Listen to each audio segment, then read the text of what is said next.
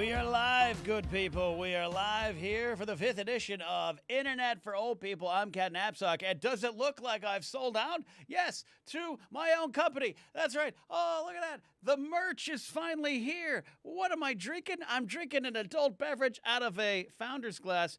You all out there have been enjoying our wonderful merch, which I'm very happy for. But we finally, due to a clerical error, we hadn't got our merch yet, but we got the merch today. We are bathed in GPA here today on Internet for Old People. You know I love my beanies. And this one, big logo. You can't miss it. See it from space, but it's right here on your forehead. I'm Ken Napzok here having some fun talking about the Internet, not just with old people, but for all people. But as an old person who's still running around trying to have some fun here on the Internet, this is a show where we talk about the language of pop being culture, and our shared experiences, interactions, and fun memories on the nostalgia that we grew up on. It is our shared stories and experience, like I said, that I love to celebrate here. And I can't do it alone. I need to bring in fellow pop culture enthusiasts. So coming on the show now, she is the co-host, co-creator of two great podcasts, the Galactic Podcast, if you like your Star Wars, and a new podcast out there called the Geek Broadcast. And he has been on the show before on the Positivity Report. He is a toy expert. He is a director, an actor, a producer, a writer, and an all-around great guy. He is our toy aficionado, our official GPA toy aficionado expert. Please welcome to the show, Lauren Romo and Michael Benjamin Hernandez. Welcome, my friends, to Internet for Old People. Hello. Hello. Good to have you both back. Lauren Romo was on Riley's Cantina here. You're returning GPAers here. You both other time zones than me, so it's a little bit later. You're in the future. I appreciate you taking time out of dinner. Michael, you having dinner to be with us here today? What's going on? My girlfriend's making some dinner, so we'll have that eventually. So, maybe I'll eat during the stream, which wouldn't be very savory, but savory for me because it's going to be a great dinner, but I'll hold off and we can just engage and have some fun here on the show. You're a champion and a hero, and this is why I call you a friend. And Lauren Romo, I know you're in the greater Michigan area, and today is a national holiday for some of us, Major League Baseball's opening day. Michael, I know you love football. I'll kick it to you real quick. You a baseball guy too at all? The only experience I have with baseball was I played Little League for a game. I struck out. And that was the end of my career. So that's about as much baseball as I have done. Did you just walk off the field? I think I just walked off the field and went home and told my mom to maybe take me to a Chuck E. Cheese or something so I could feel better. Yeah, it was not a great experience. I love that. But Lauren, you are a baseball fan, a Detroit Tigers fan. Apologies to you, though Miggy did hit a big 2-run home run today, right? Yes, he did. Yeah, it's huge in Detroit. I don't know if it's kind of everywhere too, but yeah, non-pandemic time, it's a big thing. Baseball's a big thing in Detroit. It's a lot of fun. You kind of grew up with it there, hanging around. Did you ever get to go to Old Tiger Stadium, Lauren? I did, yeah. So it was, that was one of my very first baseball kind of memories, is going to the Old Tiger Stadium on Michigan in Trouble, man. It was a great stadium. Man. And then I think Comerica Park opened somewhere in the 2000s. I can't remember exactly, but yeah.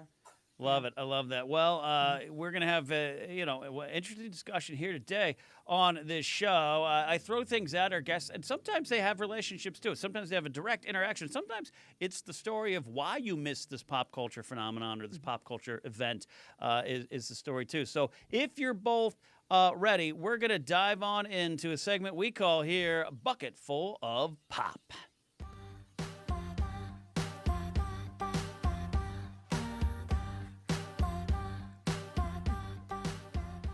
All right, pretty simple. I'm going to present something. I'll present a photo, and then let's see if you guys react to it. This part of is not a game. It's almost like a social experiment. Michael, you don't mind being a little bit of a pop culture guinea pig, right? No, please use me as you will. We will. All right. So first up here, this one is going back to 2007. Ooh, time flies. Ikaika, hit us with what we got here. Don't Stop Believing, my friends. It's the finale of The Sopranos, 2007. So I'm going to start because I'm going to tell you, I've never watched an episode of The Sopranos, but I have a thought and a reaction to this finale, which I think is the power of the moment. Michael, I'll start with you. Thoughts on The Sopranos finale and your relationship to it?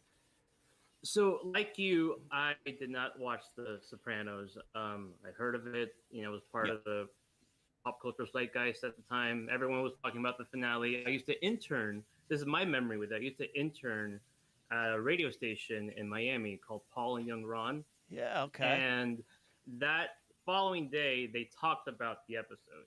And so they talked about, like, they thought their cable went out. The main guy, Paul, like calling his cable provider, I think. I was thinking, what's going on? Did the show cut off, like, right when it happened? And then the credits rolled. Yeah. And I was like, what the heck is going on? And it was just this thing that people were talking about. It's like, not even about the episode, just about, like, that blackout, when it happened. And so that's the memory I have of it, because I have not seen The Sopranos, and I do want to, but that's as much as I can recall about that. No, we're in the same boat. No, Michael, I'm glad you went with that. We're in the same boat where I have a relationship. You're not alone, brother. I'm not alone. Michael, we're not alone. I have a relationship to the conversation about it. And I totally acknowledge it like a lot of things. It's a great show. I've watched clips here and there. Robbie Smith in chat says, I am triggered by that finale. I want them to reshoot the final season.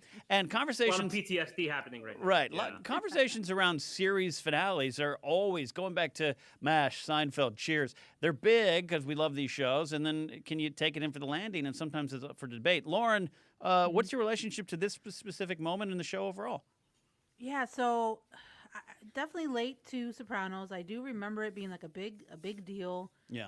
I did watch maybe the first season, and then I don't know if I just fell off or just never like got back into it. Yeah. But I do recall the finale was like it was coming. And I remember watching the finale. I do remember watching it, and I do remember that whole ending of, like, it just goes black. And you did have that moment, like Michael was saying, that a lot of people had were like, what happened? No, this can't be the end. Like, and again, there was a whole conversation that I remember people talking about, like, how it just ended. Like, we don't, they just left it like that. Yeah. And it was just like a big deal that people. It was a big conversation at the time. I do remember that for sure. Yeah, I mean, look, creators make these creative choices, and it's their art. And Sopranos it's a sign of it being so loved. And I wanted to refer. I've been so familiar with it. And Journey's "Don't Stop Believing's" playing. Tony Soprano's sitting there at the diner. Wife comes in, son comes in, daughter trying to parallel park, all this kind of stuff. And, you're wondering who's going to walk through the door. Is it his daughter? Is it someone going to shoot him? You don't know. The tension's building. I went and watched the clip just yesterday to refresh myself. And, I mean, it doesn't just, like, leave it. It literally, I'm not surprised, Michael, that your radio boss was like, my cable went out. It just cuts. Yeah. It's a choice, man, right? Yeah. And he was one that, watched it from, I think, day one, So he's fully invested. This is the big thing. And it just cuts off. How do you even react to something like that? Something that you expect something so momentous. I think I remember watching the clips online, like that's when YouTube started basically, so I could see some of them online, and just like there's a guy I think walking into the diner, and then they recognize him, and then shuts off. Boom. And so you're just like, what? Yeah. What? And then. Yeah. And I don't know if you react like this at all, Lauren, too. It's like, anytime, I'm not I wasn't a fan of the show, but anytime I hear Journey, Don't Stop Believing, other than I'm singing along to it, I connect it with that. That's how powerful of a connection it is. Do you sing along to Journey number 1, and 2, do you connect that song with that moment? Oh, 100%. It is kind of one of those iconic things you put together now, right? Like, it just made that scene more like memorable because it was just it's a classic Journey song, and all of a sudden, kind of like what Michael was saying, there's a character that comes in. Is it his daughter? Is it not? And then it just stops. Like, it just fades to black. Not even really fade. It just stops. Yeah. And you're kind of left wondering like what is going on. So yeah, you kind of do put those two and two together. That song and then this moment in this pop culture phenomenon that was Sopranos. I'm gonna bring in the voice of our good friend. Well, if he's sometimes he has a great camera background he can bring up too. Akaika, I'm not gonna shut you out of the camera if you want to. Akaika Shively, of course, runs our tech board here. Little younger than I, Akaika. Do you have a relationship to Sopranos in this finale? And do you remember the conversation around it back in 2007? Never seen it. Wow. See, wow. It's on my list, but it's like The Wire. It's like I've heard so much great things about it. I want to wait a while until like I forget about it. Yeah. And then watch it because I don't want to put my like. Yeah. I don't want to like hype it up too much. I love that 4 people on the show, no one with a direct relation. But this is part of the fun. but this show is so big. Like Michael, hot way to start off. Right, Nice. right. But Michael, this is like a gold standard show, Running to the race. right? Yeah. I don't know. It's so funny. And people in chat, Robbie Smith says, seriously, I thought it was brilliant. A reminder, we are here to watch the story, not write it. But look, fan conversations sometimes spiral wildly out of control, and this is one of the ones. All right, great start. I still say it's a great start because, again, we have opinions about something we weren't even familiar with, which is the power You got to have opinions, man. You got to have opinions. Everybody's got one, right? Yeah. Everyone's got one. You live in New York, Michael. You got opinions. You got opinions, right? We all do. We all do. All right, next one here, number 2. This is so this is from 1994, but also 2016. Here's the next moment for Bucketful of Pop. Hit us, Akaika.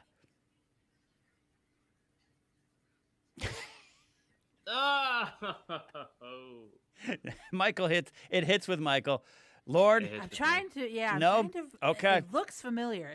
All right. But I'm not placing it yet. Though. So on or around somewhere 2016, I believe so.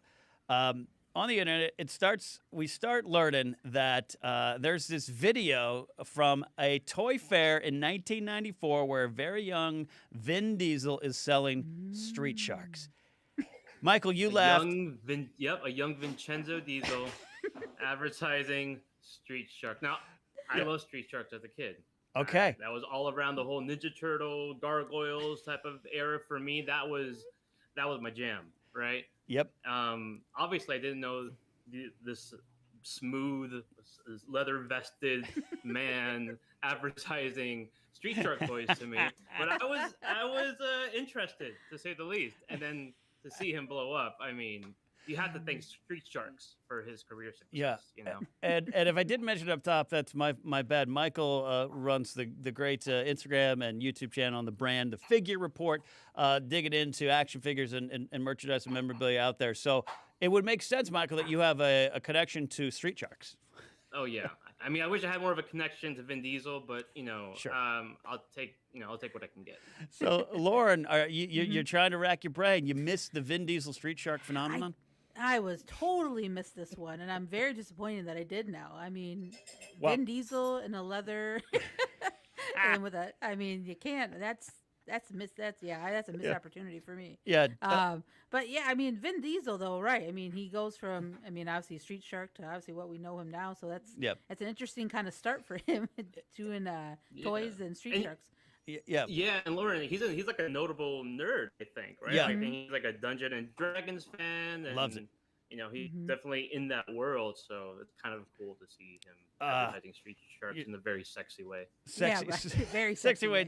Yeah, Robbie Smith's triggered by that as well. And also shout out to the Tuesday crew. Shout out to the Tuesday crew, Michael and your pals coming here, hanging in there, represented. Yes, and John Mariano out there in New York as well. So Street Sharks, seek out this video. It's great. The Vin Diesel video is great.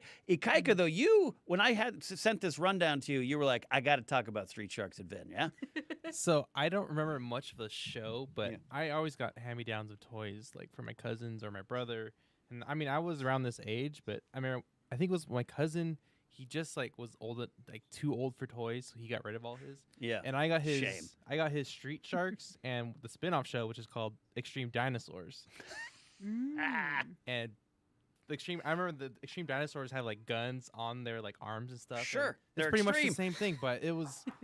I don't know if I've watched the cartoon much, but I definitely played with the toys and like had storylines, and I think I just created their own thing. But looking at like the voice acting list, it's impressive. One that stands out is Andrew Reynolds, who is Elder Price in Book of Mormon. See, I was like, what? It's all there. But it's totally like a little kid show, like especially in the '90s, everything's extreme, like Extreme Doritos, and then like Street Sharks. Trust me. The 90s were extreme. So, an Unparalleled Universe in chat says those Street Sharks figures were super fun. So, I got to ask you, Michael, Have you or will you be covering Street Sharks on the Figure Report in detail? I would love to. I would love to do a deep dive on Street Sharks. There's a thing right now. There's a whole revitalization of old 90 properties. Yeah. So like now they're making new gargoyle toys, and that's something that hasn't been made since the 90s, and those look amazing. So people are spotting Biker's Mice from Mars, which was another extreme animal show. Okay. Anthropomorphic animals doing their thing and going on space adventures. So Street Sharks, I think, is a very popular one that people would love to see. So if they come out with new Street Sharks, and hopefully Vin Diesel comes back to promote them in a leather vest, which I think is a great look that should come back at some point. You first, Michael. I'll follow your lead. You do that first, Michael. Start the trend. Yeah, I will. I'm in an extreme regiment right now, so hopefully when I get the body type that matches Vin Diesel. I could do fat Vin Diesel too. Like that doesn't matter too. Same. And here's the thing too, and Vin Diesel goes on to this great career. I mean, look, he's one of the biggest noticeable stars in the world. You take nothing away. And I think when this video popped up, it's easy to poke fun of him. It's especially when he pulls out the picture. Bring up the picture again, Akaka. When he pulls out this shark, it's a hand puppet. So he's doing the action figures. He's doing the action figures. It's a hand puppet. Right. And he literally goes, "I got something for you, hand shark." And he starts his commitment. Lauren, you've got to watch this video if you haven't seen it in a while. Okay, I will. Yeah. His commitment. I looked at this. Michael, you're a trained professional actor. I looked at this with the commitment in this guy's eyes and face and soul. That's the success. I felt it. I felt it as a kid, and I still feel it now. And he is 100%, like you said, committed to it. He's invested in these hand sharks. He needs you to check these out. I buy it. He really needs you to check these hand sharks out. It's really important to him. It's a toy fair. Yeah, Laura, go ahead. Well, I was gonna say it's so funny when you go back to look at like where people started. Like Vin Diesel and like this commercial. It's fun to kind of see like these big superstars now where they started in like these really random toy commercials or what have you. That is really, if they do come out, I'm with Michael. If they come back out with Street Sharks, he has to do the commercial, like redo it, like updated version. Has to happen. Has to happen. Oh yes, because I know Vin. There's an aura about him, and there's this and that people, But I also think you're right. The D&D stuff. My friends are actually over at Critical Role, Matt Merson. They were the ones that like played with him, and they're like, this dude. Don't get it wrong. He is a nerd in the weeds of nerddom.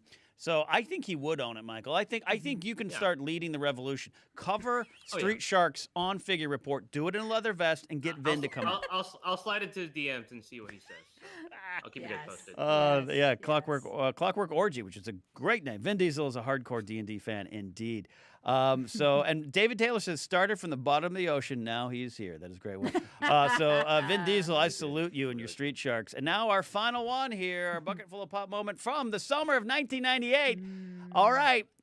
It's opening day. It's baseball. I had to bring in some baseball to conversation to the day. To McGuire Sosa, summer of '98. Lauren, I'll start with you, a certified Tiger fan, so this probably hurts a little bit. It's not Mickey Tettleton up there, Cecil Fielder from 1990. Lauren, what does this picture mean to you? Oh, God, that was such a huge thing because growing up, we played sports when I was younger, so basketball, soccer, softball. So, ESPN, I watched it a lot back in the 90s. So, the coverage, I just remember the coverage of the Sosa versus McGuire. Like, it was everywhere, even beyond ESPN, really, like local TV and everything. When they were in town, if they were playing, it was covered. And they were talking about this home run race. And it was really cool to see these two competitors who had really huge respect for each other, too. Yeah. And that was part of the really fun of it, is that they would encourage each other. But I just remember that I was glued. I mean, I remember when they were playing, if it was at like an ESPN, Sunday night game, and it was Sosa was playing, I watched. If McGuire was on, I watched, because you were intrigued. You were pulled into this. It was a big moment. It really was a big kind of sports moment at that time for these two guys to be going head to head with huge numbers like that for the home runs and everything. It was awesome. And look, I know there's other implications in what they did to achieve those numbers, and it's maybe a separate conversation we have here. But Michael, again, up top, I know you maybe not a big baseball guy, big baseball fan, but this is one of those things that probably reached you regardless. Yeah. Yeah, I mean, I was into sports, so it wasn't Right. like I just played baseball. I just went to my street shark toys. It was, I was Which I still. wouldn't judge you if you Yeah, did. Right. I know. I mean, I started actually playing hockey after baseball, which is very weird in Okay. South Florida. So not a lot of people did that. But I would still like watch ESPN and watch highlights of football or basketball and hockey sometimes whenever it would appear in the blue moon. But then obviously the big news sports stories of that time was McGuire and Sosa, and Sammy Sosa, like just always like that thing was so iconic. Yep. My mom would even do it as well, and it was just something that was like people would like obviously know about. It's like part of entertainment. It was part of pop culture. Yeah. So yeah. I mean, but that's as far like I didn't like I kind of pay attention to like I forgot like who won that year. Who was the home run king? McGuire. Yep. McGuire. Yeah. Okay. Did you guys have like anyone that you favored? Were you a Sosa? Were you a McGuire fan, or did you just like the thrill of the competition? As a longtime baseball fan, I love the thrill of it. I grew up. I'm a Yankee fan on the West Coast, which is weird, but I played on the A's on my little league team, so I kind of always liked the A's and I like McGuire. But Sosa, and it's an interesting conversation. And there's a documentary podcast series on Wondery called Sports Wars. Now I wrote the one plug for my work like an a-hole. I wrote the one that's Rock versus Steve Austin. I wrote that documentary podcast about that one. And to get ready for that, I listened to their McGuire Sosa one. It's McGuire versus Sosa. It's a 6-part documentary series. I have a lot more sympathy for Sammy now, and this isn't. I do not condone the use of the performance-enhancing drugs or anything like that. But the pressure both of them were on under this. Griffey was the talk of the season. Bonds would come after this. They both were doing kind of almost what was expected: get big and get the game back. And I think McGuire, and I think there's some racial undertones. I think there's a lot of it, not from McGuire, but from the way it was covered.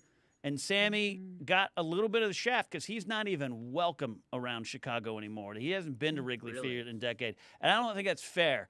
And in retrospect, I love both of them. Happy McGuire. That was a big moment based on drug use and fraud and all that kind of stuff. And we know what happened on the story. But the moment, I love both of them. And I really do love Sammy's part in it. So anyways, and monologue, Michael. You asked me, but... What about Lauren? I want to know what about you, Lauren? Did you have anyone? Oh, man. They kind of like with Ken. I mean, they were both really good players and really, at the time, they were respected by a lot of people. Yeah. But I did, from the Midwest, so I kind of did favor Sammy Sosa. Yeah. Because obviously during that time the Tigers were awful, so you had to watch actual baseball. So I watched the Cubs. Right. Unfortunately, it's true. So I was kind of a Cubs fan just because of proximity and all that. Yeah. So. Yes, Sosa was kind of more of my guy. Was kind of rooting for him more, I think, than McGuire. And again, not to take away from McGuire because he was an outstanding player and all even that. Without but the help, I gravitated more to Sosa for some reason, for sure. Sammy had an energy. Again, sometimes it was misunderstood, and sometimes I think it was intentionally misunderstood. Some bigger kind of societal conversations around that. But I love baseball. Right. I love this summer. I have a lot of things. And my point, and in chat, Plasti Addicto, who I believe is one of your Tuesday Club members there, I believe, says, I lived in Venezuela back then. That last couple of weeks, the chase, whenever they had an at-bat, they popped up on TV. That is literally a worldwide influence. Yep. Yeah, I didn't even think about that. Like, just on the other side of, like in Venezuela, it's just like you don't think about like someone that like part of the country is like, or like it's a Latino American baseball player, how other countries react to that and how supportive they are in that moment. Yeah, totally. And baseball's a huge Latin American sport too. Huge. And where Sammy was making little amounts of money, cleaning shoes, trying to learn the game. It's a pretty and he made a lot of the money for his mom. Like it's a great story. Check it out. Again, what happened, and I'm not condoning any of the use drug, but it's a fascinating conversation. Right. But also in the moment. And I remember I moved to LA in '98, but that summer I lost my radio job. I had a little day job. I was getting ready to make the move to LA, and I was working in a movie theater. And literally, people would come in to buy tickets. And this is pre, cell phone. This is what a cell phone looks like when you're, I don't know. Michael, I want to do some improv. That's a good space work thing, right? Yeah, it's really good phone improv right there. Yeah. That's what they teach you at UCB. UCB, space work, space. People would come in to buy tickets like on a Tuesday at 7:00 at night. you'd sell them 2 tickets to, There's Something About Mary, and they'd be like, hey, have you heard if McGuire Sosa hit one tonight? Like, it literally was that old school conversation that was going on of checking the papers every day. Mm-hmm. Yeah. Yeah, So, it was a big event. Good stuff. Sure. Great you guys brought it for this segment. That's some great conversation. Cracked it. Cracked it. And maybe one day out of the stadium. the 3 of us, good. Hey, that's a sports baseball reference, Michael. You did great there. Well done, Michael. See, you are not just street sharks. You're right. Vin Diesel could see me now. Yeah. I'm so proud. I gotta watch this video now. Yeah, you have to watch it. Ikaika, let's make a note. We have got to order ourselves a hand shark off of oh my God, Amazon. Yes. Yes. Also, how dare you bring up Barry Bonds? That's right. Ikaika's an Oakland A's fan. Does not look like looking across the bay there. So there you go. The one thing I did like about baseball, I did like the video games. I had Ken Griffey Jr.'s video game on Super Nintendo. That was a fun one. So that was probably the most baseball I got in. I love that one because the teams, they couldn't have the license to the names. So the Dodgers was all a bunch of like alt punk poppers, and like the bands, it was like the band X, John Doe, Exene Cervenka, and everything. They were like the roster. It was the roster, and I love playing with that as a music guy. So there you go. That is our segment today, a bucket full of pop.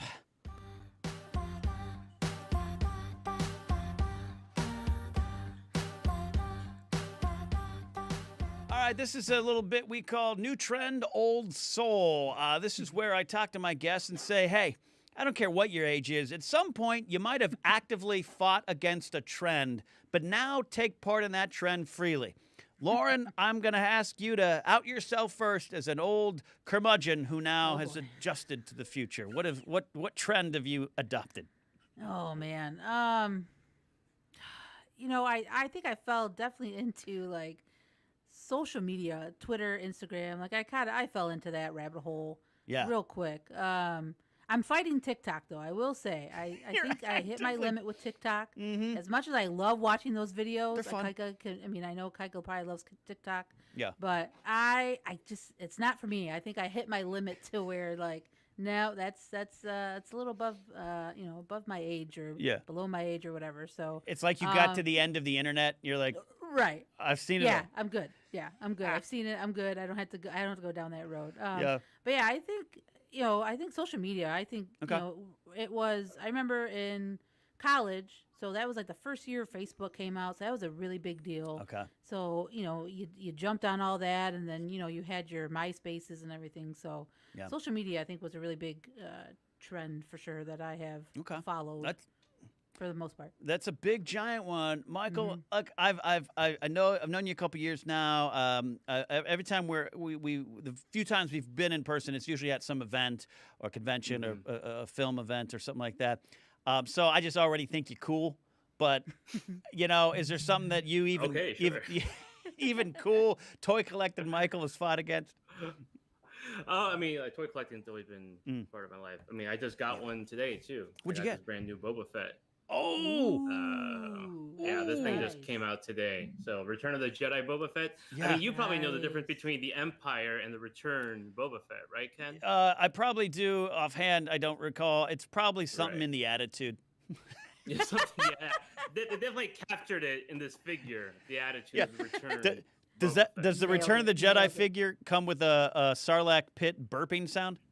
It doesn't. It should. I'm sure someone will make it out there. So if you can, please let me know because I would love to include that with this figure. There you go. Trying to think. I thought about because Lauren mentioned social media. For the longest time, this is, just what I could think of off the top of my head.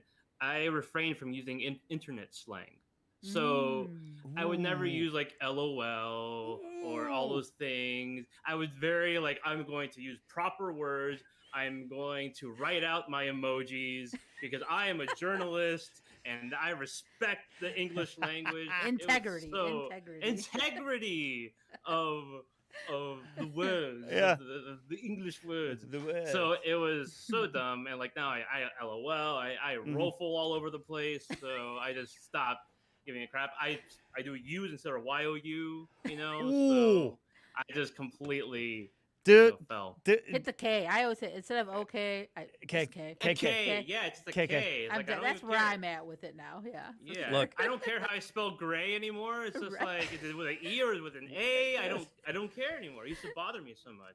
But, great answers. Great answers. Lauren's got the big answer. You've got a little bit of this very specific micro answer, Michael, that I feel because, I'm a writer. I'm a published author with my book, Why We Love Star Wars. I wouldn't dare write LOL. And then, respect, sir. Respect. Yeah, my girlfriend is one of those KK. She write KK all the time. Just I'm like, it's capital O, capital K, or you can spell it out, O-K-A. And I think, okay, capital O, capital K is actually, I think, technically correct because it comes from like the term all correct on the radio or something. Like you could dig into the weeds on that. But but I'm like you, Michael. I remember when the first time I did it, it was like the first time like I tried alcohol and didn't want to tell my mom because I was a little bit late in my life when I started, Mom, I'm drinking and I'm sinning, I'm going to hell. I was like, I wrote like a U or something like that and question mark, like U question mark. I was like, oh no. What about text messaging too? I just thought about this. Like when that first came out, I wasn't big on that. Like I was like, you know what, we need to talk, like over the phone. Now, dude, if someone calls me, I'm like, what? That's not panic attack. Yeah. Right. Yeah. Right. Because it's probably more emergency than really just want to chat. Because it's all via text now. Yeah. It's going on. Hey, Old Smokey checking in. Speaking of internet for old people, Old Smokey, Josh McCouga's co-host on the old Eating History shows here. Hello, Smokey checking in. Yeah, and Erin Parisian in chat. She's an author. I stumbled into a book getting published. Erin's an author. She's like, and punctuation. I can't even say it. Punctuation is not the enemy. Michael's right. Even okay, O-K-A-Y is slang. It's a slang. So the point of that is to guys like you and I, Michael, or people like you and I, Michael, is when we think we're being proper, even we're using some sort of slang then. True indeed. I mean, the English language is a butchered version of, right. It doesn't matter. But it doesn't matter. It doesn't matter. And the flip side is like my mom, God bless her, she texts. Her and my dad did not want to get text messages till like 3 years ago. Yeah. And now my mom texts like she's writing a letter to John Adams in 1899. Or 1799, I should say. Long scroll. Yeah. That was my dad too. My dad was so against text messaging, and now he just but Mom's like, dearest Ken, we'd like to come down and visit you in Grace. Shall we bring the dogs to the house? So it all changes. All right, very eloquent though. Yes, very eloquent indeed. New trend, old soul coming up here in a sec. We're gonna play a little game, but first this.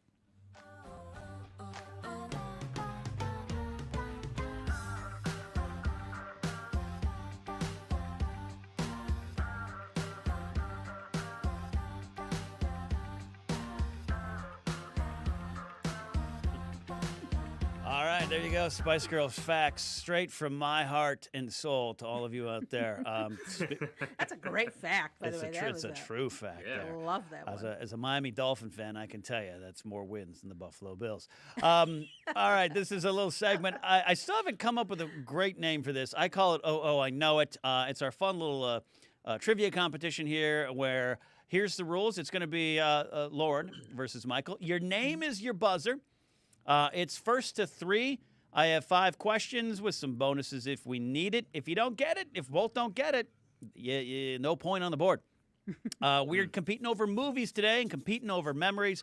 I'm going to name you a movie. Well, not the name. I'm going to give you the year. If you want to guess on the year, you want to take a wild stab, go for it. You don't get extra points. You just get the bragging rights there. I'm going to name up to 5 cast members beat by beat. And any point you think you know it, you buzz in with your name. If you miss, you're out, and your opponent can steal or come in there. So there we go. If you are both ready, are you ready to compete over your movie memories? Let's do it. Ready, Ken. All right. This is great. Here you go. First one up from 1997. Rip Torn. Tony Shalhoub. Linda Fiorin. Michael. Yes. Men in Black. That's it. Point on the board. Oh, well done. You can put it on the board. Yes. Shalhoub. Yeah. Thank you, Shalhoub. Shalhoub. Because he steals that cameo steals it for me. I'm just like when his head grows back and that. And I love that movie. I know it came from a comic series before. I love that movie. Michael, you seems like you're a Men in Black fan. I mean, the first one. Yeah. Pretty good. Well, yeah. And then the other ones. Not so much. Not so much. We don't have to talk about that. We can just talk about the first one. First one's great. Yeah. First one is a great movie. Yeah. I'm telling you, and I tell you, I've mentioned this before. It's a weird name drop, but one of my friends from my old Groundlings days is a guy named Tim Blaney, puppeteer. He was the voice of Johnny Five in Short Circuit, but he was the voice of Frank the Pug. And so when I found out he was the voice of both, but Frank the Pug, I was like, oh my God. And he was like, they're doing a second one. I have more of a role. And it didn't work out as well. All right, Michael's up. Good for him, though. Yeah, he's really one of the nicest guys. I got to get him back on. It's been a few years since we chatted. All right, here we go. We've got from 2005. 2005. Okay. Dane Cook. Anna Faris. Oh, Lauren. Oh my God, now I'm blanking on it. I just had it. 5, 4, Come on. 3, come on. 2. Oh God, it's gonna bug me. All right. I'll keep naming cast members. Michael, you got a free reign. Anna Faris, Justin Long, Luis Guzman, and Ryan Reynolds. Oh, is it Waiting? You're up 2-0. 2-0. Done. It was so close. Lauren, you were almost there. Yeah, I could. It was on the tip of my tongue. Well done, Michael. I've never seen the movie, but I do know the cast. I know like weird movie facts. Yep. That it's good. All right, here we go. Michael's up 2-0. You could win. Lauren, you're on the defense. You're on the defense here. All right. You got to play for your survival. From 1984. 1984. Good year. Good year. Okay. Wilford Brimley, Barbara Hershey, Glenn Close, Robert Duvall, and Robert Redford.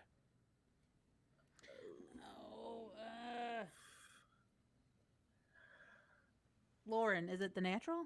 You got a point. You're on the board. Yes. It's opening day. I had to include a baseball to figure a Tiger fan.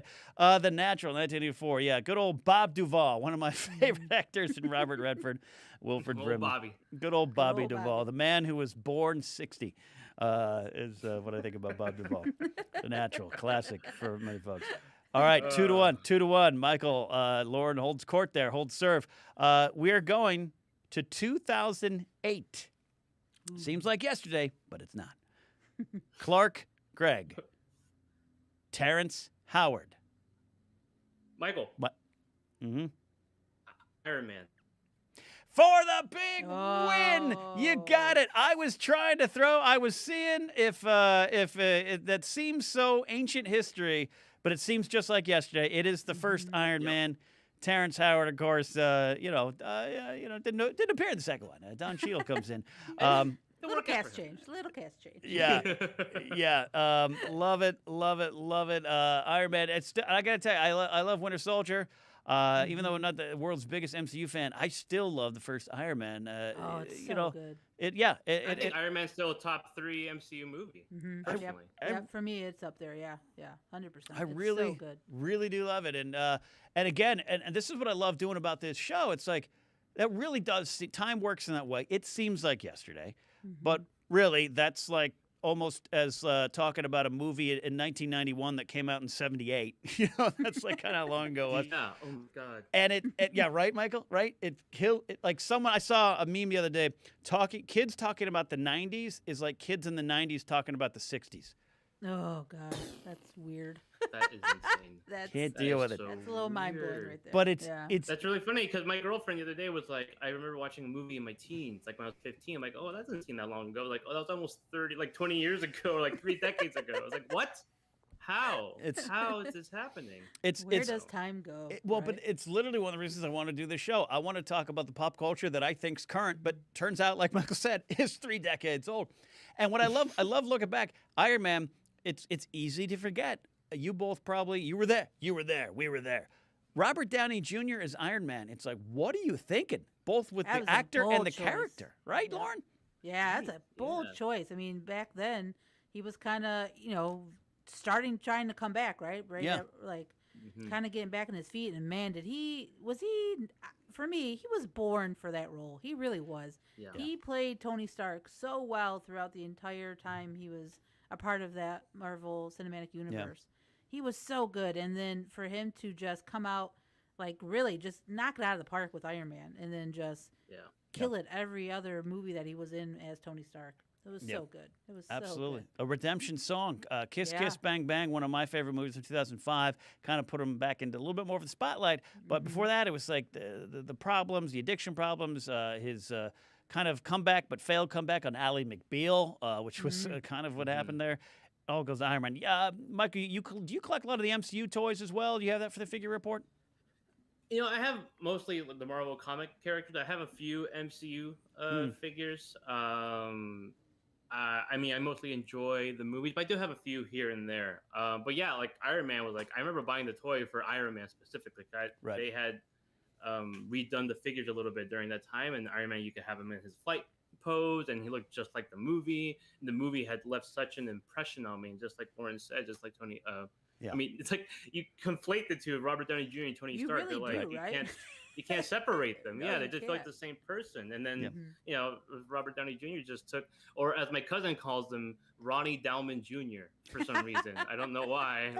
That's how I refer to him. So that works. That works. Yeah, that works. So Ronnie Dowman Jr. he did such a great job. I mean, he literally, literally took off playing Iron Man, and it's just. I mean, without him, I don't think we're not here talking about, you know, MCU shows on Disney Plus. If that doesn't work, if he doesn't make it work, it's so much pressure. Yeah. But he was able to do it, and he made it look easy. You know, it was just such a good job that he did. And absolutely. Yeah, he carried everything. You're right. Jon Favreau, let's not forget. Directed. Yeah. Oh, yeah, of course. Woo. Yeah. I listed him in the cast list if you had gotten that far. That was on there. And people in chat coming in with some great RDJ movies around that time. Plastia Dictos is he'd done Tropic Thunder. Wonder Boy says Michael Kautzer. I love Wonder Boys, great movie. Zodiac is another one, and then David Taylor says never forget RDJ was in the Shaggy Dog remake. So there you go, redemption songs indeed.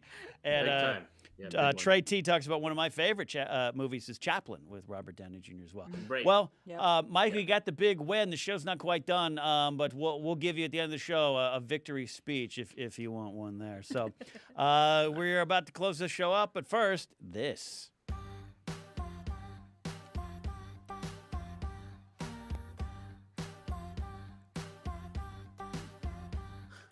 Yeah. All right. Muddy mustache. Muddy mustache, indeed. This is a new segment that's gonna pop up from time to time here. Yield sports stars. We are in a different era where sports, the training regimens, the health, and what our athletes look like is in stark contrast to what they used to look like. Not that they weren't tough old birds that could play a great sport, but you look at Joe Ferguson, and he was a great Dodger catcher, played for several other teams too. But you look at him and you're like, that guy is fixing my plumbing. But there he was in the World Series. That's a strong mustache, man. God, that's a strong 70s, 80s mustache. It takes a confident man to wear a mustache like that. I was just going to ask you, you've got a great beard, Mike. You got a great beard. Would you ever just go with a big push broom? I don't know. I think I would scare myself, let alone other people. So maybe my girlfriend would be up for it for like one night. One night. We'll see.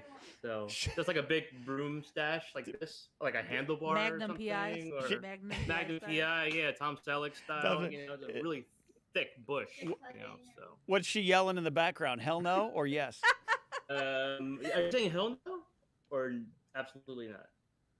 I'm saying that you should plug in the golden crate. Oh, she has no comments. So no comment officially. All right, love that. We are almost done here on another episode of Internet for Old People, a show that right now, for those watching, I think it's going to be a bi-weekly show, so we can also get some other content in here. And pretty soon, because the afternoons with Josh, Ken, and Amanda will probably be returning mid to late April, and that's going to return to its normal Thursday time slot. And this show will be a show that's broadcast live exclusively to GPA members, and then rebroadcast as a YouTube video later that evening so that those who are members of the GPA can interact directly. If you want to be a member or want some of this sweet merch, this big billboard of a beanie, shirt, the buckets are on there as well. You can go to the gpa.fun for more. So I can't thank you both enough for taking time out of your day here. Michael, I'm going to give you your victory speech. You can put over anything you want here or just share a nice recipe for some kind of cannoli. Oh, I would like to thank you, Ken. I would like to shout out my competitor, Lauren, for an amazing match. I couldn't have won without you by beating you. So I want to thank Target for having Boba Fett in stock. Yes. I really appreciate Target for going through for the collectors. And I'll plug my channel, The Figure Report, Instagram, on YouTube as well. I believe I'll be doing a live stream this weekend. Not sure when, but stay tuned on the IG channel for those details. And then I am leaving to a far off land next week for about 4 months working on a secret project. So ooh, we like secret projects. Well, that I'm glad I got you today. But if you can check in, because you're going to be a staple around these parts. But good to know that you'll be busy working on something. And you just a short film that just kind of made some waves too that you were part of. Yeah. Yes, yeah. Thank you for reminding me. Yeah, The Letter Room, which is nominated for an Oscar for Best Short Film. I believe that will be out in some theaters as well, and also live streaming this weekend on some streaming services. I'm not sure when, but I think you go to Topic on Instagram. They have links to that. And yeah, I got to be in that, directed by my sister-in-law, Elvira Lind. Super proud of her. She wrote and directed this thing while super pregnant. And she was just an amazing leader. Super empowering to work with someone like that. And so I'm really happy for her, and let's see what happens. But if you can go check that out, that's pretty cool. It's great. And speaking of good mustaches, there's a guy Oscar in that film's got a push broom going on in that one. So you look again. It takes a confident man to work a mustache like that. I don't know if I'm up to that level of confidence yet. Give me like a year. Yeah. And then, I think I could try to maybe squeeze one out. You definitely could, my friend. Good to have you here.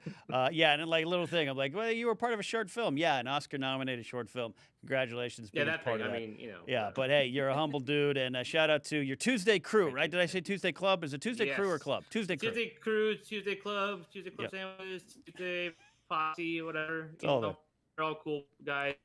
I like them. Awesome. Thanks for checking in. Yeah, shout out to Tuesday Crew for sure. Mike Fink says, Michael's one of my fave guests. Need more of him. So, yes, absolutely. You're always welcome here at the GPA, Michael. And speaking of someone who's welcome at the GPA, Lauren Romo, thank you so much for coming and taking a busy, I know you got a busy schedule too. You got the podcast. Tell them where they can find both shows and where they can plug in. Yeah, so you can follow the Galactic Podcast at the Galactic Pod on Twitter, and you can follow the Geek Broadcast at Geek Broads Pod on Twitter as well. And we're pretty much everywhere where you can find podcasts for Galactic Podcast. We're still getting everything up for Geek Broads, trying to get all the other platforms up, but we're on Anchor and Spotify for Geek Broads right now. There you go. There you go. Unparalleled Universe it's crew. It's crew. So Tuesday Crew. Club, crew. It's Don't all listen there. to him. Don't listen to that guy. He has nothing of value to add. So. I didn't say that Unparalleled. Michael did. Lauren, thank you again. Appreciate you. Thank you for having me. There you go. We're almost wrapped up here. Special thanks to, of course, Akaika Shively, hanging out all day, pressing the ones and twos, making us look so good here on the channel. Tomorrow, breaking news. Tomorrow on Joshperty, live at 4 p.m. Pacific, it's going to be a Battle of House DeFreeze as Sinead is going to take on her sister Kelly. I believe I can reveal that hot off the presses. Check in for that Positivity Report tomorrow. Also, as the debut of the new segment Positivity with Chloe Condon from Microsoft. The Keeper of Clippy is going to be on every other Friday, sharing some tech news with us. So check that out. We'll see you all. Don't forget, pop is culture, and we are enjoying our culture. We'll see you next week here or next time on Internet for Old People.